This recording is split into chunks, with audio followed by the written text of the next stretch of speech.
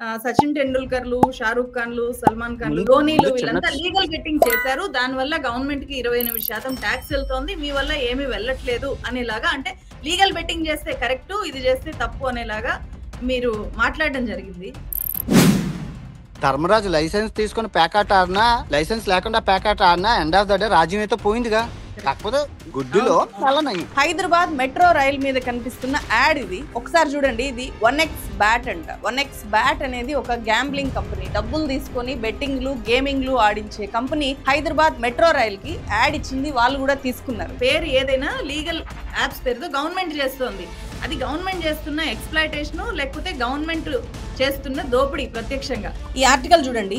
Online gaming industry నుంచి ప్రతి సంవత్సరం 14,000 కోట్ల రూపాయల జీఎస్టీని వసూలు చేయాలి అని కేంద్ర ప్రభుత్వం టార్గెట్ పెట్టుకుంది. ఈ విషయాన్ని చెప్పింది కేంద్ర రెవెన్యూ సెక్రటరీగా సంజయ్ మల్హోత్రా.